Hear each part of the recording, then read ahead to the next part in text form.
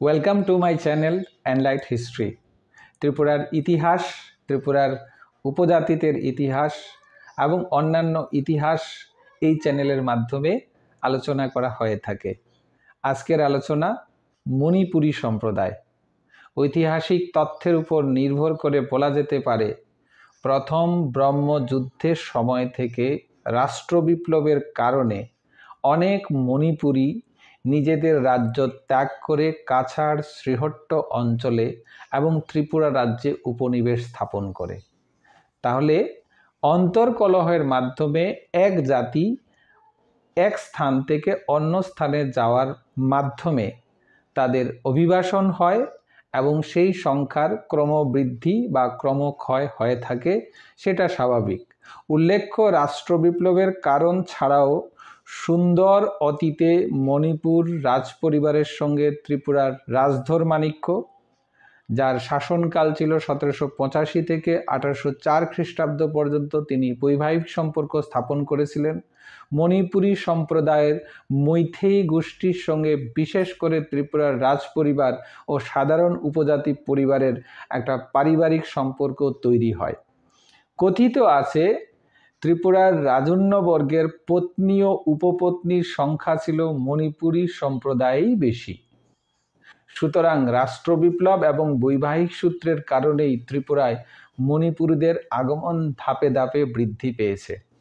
তাহলে ত্রিপুরাতে মণিপুরীদের আভ্যন্তরীণ কলহের মাধ্যমে মণিপুরী সম্প্রদায় ত্রিপুরাতে অভিবাসন হয়েছে। আর দ্বিতীয়ত হচ্ছে ত্রিপুরার রাজপরিবারের সঙ্গে বৈবাহিক সূত্রে মণিপুরীদের আগমন হয়েছে, যেটা সামাজিক সূত্রও বলা যেতে পারে। 2001 সালের সেন্সাস বিবরণ অনুসারে ত্রিপুরার মণিপুরীর সংখ্যা হচ্ছে 12,851। মণিপুরীগণ 3 শ্রেণীতে বিভক্ত: ব্রাহ্মণ, ক্ষত্রিয় এবং শূদ্র। ব্রাহ্মণগণ বাঙালি সমাজ থেকে মণিপুরী সম্প্রদায়ে প্রবিষ্ট হয়েছেন। অনুরূপভাবে শূদ্রগণও মণিপুরী সমাজে অনুপ্রবিষ্ট।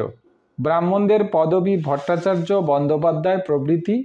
শূদ্রগণ দে, দত্ত, কর, দাস ইত্যাদি পদবী বিশিষ্ট। ক্ষত্রিয়গণ সিংহ উপাধিধারী। মণিপুরীগণ সাধারণত মেঘলি উপাধিতে পরিচিত। নৃতত্ত্বের বিচারে মণিপুরীগণ মঙ্গলো দ্রাবিড়িয়ান, অর্থাৎ মঙ্গলয়েড দ্রাবিড়িয়ান। এদের শারীরিক গড়ন বেটে, মুখমণ্ডলে স্বল্প কেশ, গায়ের রং কালো এবং হলদে রং এর মাঝামাঝি, নাসিকা প্রসারিত এবং কোনো কোনো ক্ষেত্রে চেপ্টা। মণিপুরীগণ বৈষ্ণব ধর্মাবলম্বী। মদ মাংস এরা স্পর্শ করে না। দেশ ত্যাগের পর কেউ কেউ ইসলাম ধর্ম গ্রহণ করেছে। ইসলাম ধর্মাবলম্বীদের সংখ্যা খুবই নগণ্য। শিক্ষা দীক্ষায় মণিপুরীরা বেশ অগ্রসর। ত্রিপুরায় ঠাকুর পরিবারের সমকক্ষ। ধর্মীয় জীবনে খুব নিষ্ঠাবান। এদের প্রত্যেকটি গ্রামে অথবা নিদেন পক্ষে 2-3টি গ্রামের কেন্দ্রস্থলে একটি মণ্ডপ প্রতিষ্ঠিত হয়। মণ্ডপে বিগ্রহ প্রতিষ্ঠা করে দেবতার উদ্দেশ্যে অর্ঘ্য নিবেদন করার জন্য ব্রাহ্মণ নিযুক্ত হয়। এই সকল মণ্ডপে স্ত্রী পুরুষগণ সম্মিলিতভাবে সংকীর্তন করেন। রথযাত্রা, দোলযাত্রা, দুলনযাত্রা প্রভৃতি বিশেষ বিশেষ বৈষ্ণব পর্ব উপলক্ষে প্রতিটি মণ্ডপে সংকীর্তন এবং রাসলীলার সাংস্কৃতিক অনুষ্ঠান মঞ্চস্থ হয়। কথিত আছে মণিপুরের ভূতপূর্ব অধীশ্বর মহারাজ ভাগ্যচন্দ্র যে প্রণালীর রাসলীলা স্বপ্ন দর্শন করেছিলেন, সেই প্রণালীর অভিনয় প্রদর্শিত হয়। মণিপুরী সমাজে ব্রাহ্ম ও গান্ধর্ব এই 2টা বিবাহ প্রচলিত। প্রাচীন ভারতের 8টি বিবাহ পদ্ধতির মধ্যে মণিপুরী সম্প্রদায়ে শুধুমাত্র ব্রাহ্ম এবং গান্ধর্ব বিবাহকেই গ্রহণ করা হয়েছে। ব্রাহ্ম বিবাহে বর ও কন্যার অভিভাবকগণ উভয়ে মিলে সম্বন্ধ নির্বাচন করে থাকেন। অপরদিকে গান্ধর্ব বিবাহ বর কনের সম্মতির উপর নির্ভরশীল। এটা অনেকটা লাভ ম্যারেজের মতো। এদের সমাজে বিধবা বিবাহ প্রচলিত নেই। এটা একটা ভয়ঙ্কর বিষয় যে মণিপুরী সমাজে বিধবা বিবাহের প্রচলন নেই। তবে বিধবাকে স্ত্রীভাবে গ্রহণ করে সাংসারিক জীবনযাপনে কোনো নিষেধাজ্ঞা নেই। স্বামীর বর্তমানে পত্যান্তর গ্রহণ সমাজে নিন্দনীয় কার্য হলেও অপ্রচলিত নয়। মণিপুরীগণ প্রধানত কৃষিজীবী, হলকর্ষণ দ্বারাই তারা কৃষিকার্য করে থাকেন। কেউ কেউ স্বর্ণকার এবং কেউ কেউ সূত্রধরের কার্য করে থাকেন। এদের বৈয়িত বস্ত্র সম্ভার এর চাহিদা প্রচুর।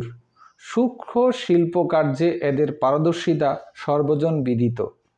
কলজাত বস্ত্রের প্রাচুর্যের যুগেও প্রতিযোগিতায় তাঁত ও চরকা তৈরির বস্ত্রের চাহিদা হ্রাস পায়নি। মণিপুরী রমণীগণ কেবল নৃত্যগীতে নিপুণা নন, সাংসারিক কার্যের সঙ্গে সঙ্গে বস্ত্র বয়ন করাও এদের অবশ্য কর্তব্য। পুরুষ অপেক্ষা রমণীরা অধিক পরিশ্রমী হন, পুরুষদের সঙ্গে বিভিন্ন কাজে সহযোগিতা করেন। এই ছিল মণিপুরী সম্প্রদায়ের সংক্ষিপ্ত ইতিহাস নিয়ে আলোচনা। যদি ভিডিওটা ভালো লাগে অবশ্যই লাইক করবেন, শেয়ার করবেন, আর ত্রিপুরার ইতিহাস জানতে চ্যানেলটা সাবস্ক্রাইব করবেন। নমস্কার।